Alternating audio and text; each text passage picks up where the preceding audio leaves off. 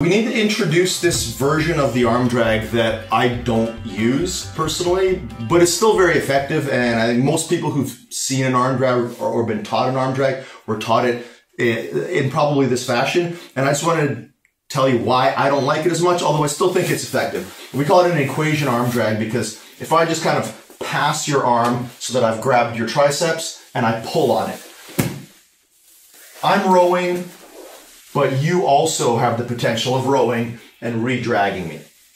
When we use the equation arm drag, we are to a certain degree relying on timing, athleticism, and speed, excuse me, to gain an advantage on our opponent and hope that they're not able to respond in kind.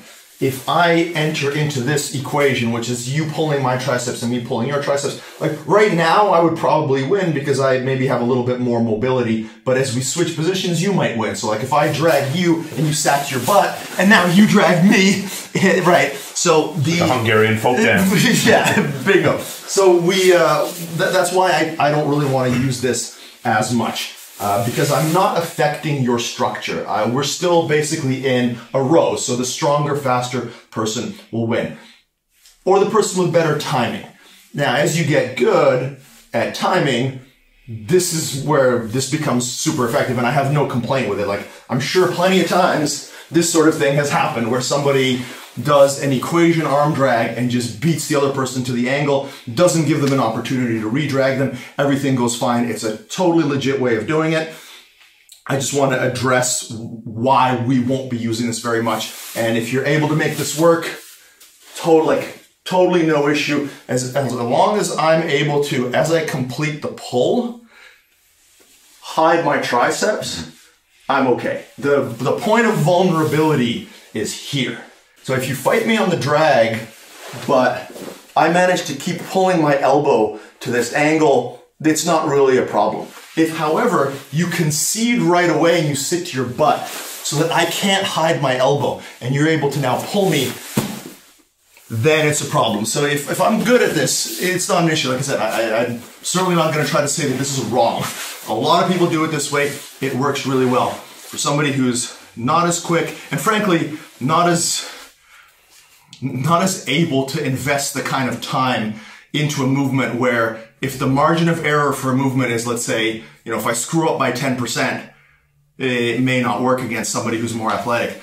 I would rather give you a movement where you can screw up by 10 or 20 or 30%, but because there's such a mechanical advantage to it, we don't have to worry about being countered. And the subsequent videos, we're going to go over the arm drag, how I would kind of prefer to do it, to avoid this equation where somebody can immediately re-drag me, turn this into a mutual like row versus row sort of battle.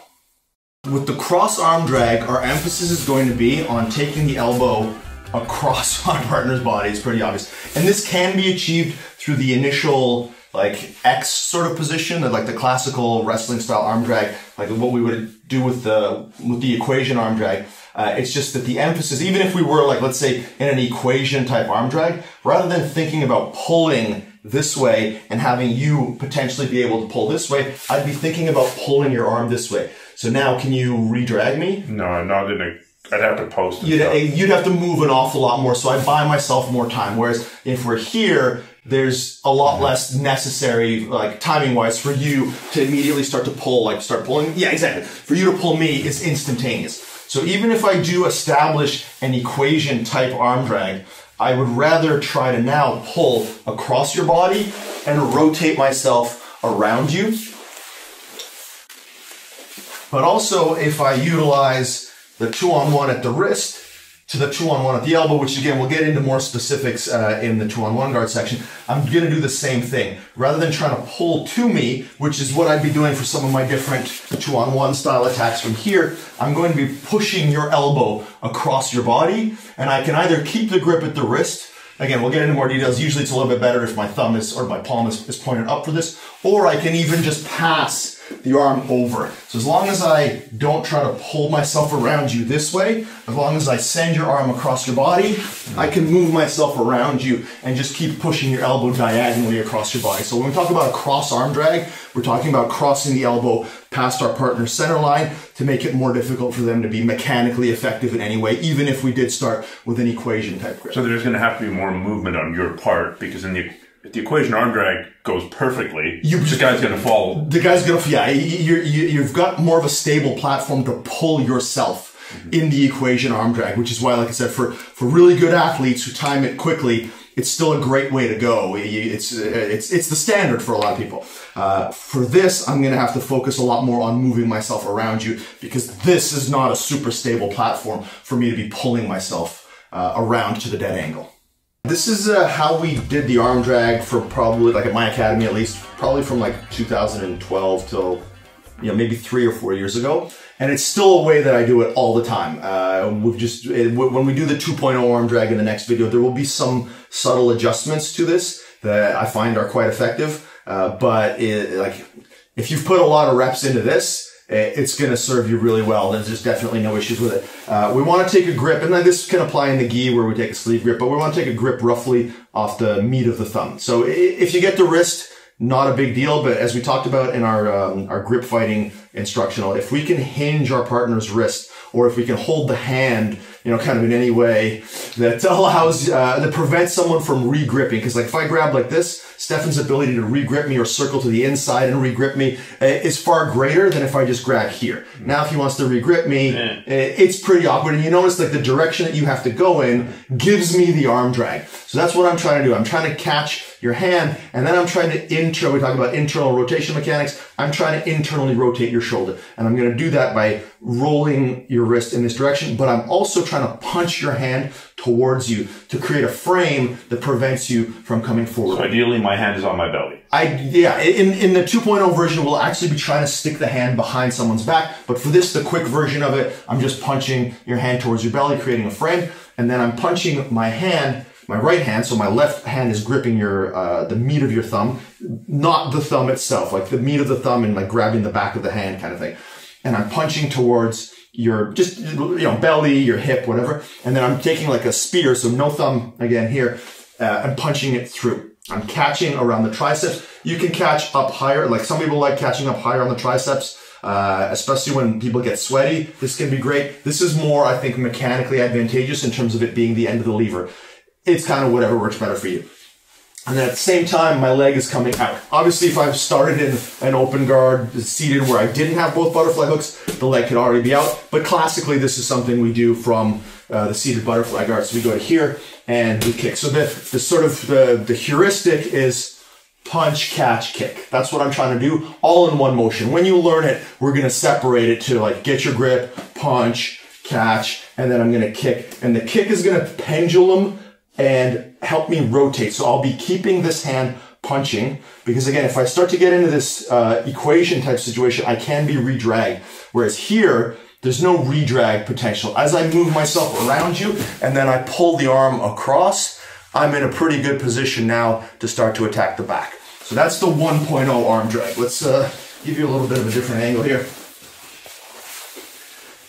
Again, we might be hand fighting. I catch a grip from an angle, like I get to an angle, I catch the back of your hand. At the same time as I kick my leg out and I punch my hand through, I'm punching your hand to your hips and I'm dragging past you, maintaining a strong pull against your triceps and driving my chest strong against your back, my knee. We'll talk about how to take the back later on, but this is where we're trying to get to. We can go to the hip, we can go to motorcycle grips in the gi, you can get collar grips on the other side. Again, none of that really matters. It's more the slight internal rotation, the punching to create a frame, and then the pulling on the elbow to expose this internal rotation while we swing ourselves past our partner. It's really important, if you're inclined to do any homework, and you probably are if you're watching this, to be able to do this motion where we kick and pull and turn 90 degrees so our chest is facing our partner's back. Jiu-jitsu kata. Yeah, there you go. And I mean, is it ever jiu-jitsu? It's literally me scooting on my butt to turn. So it's the most jiu-jitsu kata you could possibly have. But that's the idea. That's what we're aiming for when we go to hit like the basic 1.0 arm drag. And again, there'll be a couple of adjustments for the 2.0 arm drag, but they're just progressions off of this that add a couple of elements to the position. Now, I think I can read the mind of at least some people, and that is like, dude, The simple arm drag is simpler, it's going to be faster. This has got more adjustments. It's going to take longer, and I won't have time to grab it, bend the wrist, punch it, put the other hand in there. I just want to grab an arm and pull. Yeah. Which works, but... 100%. I don't disagree that it works. This is definitely something that as you get, like, you know, we've broken it down into its constituent parts.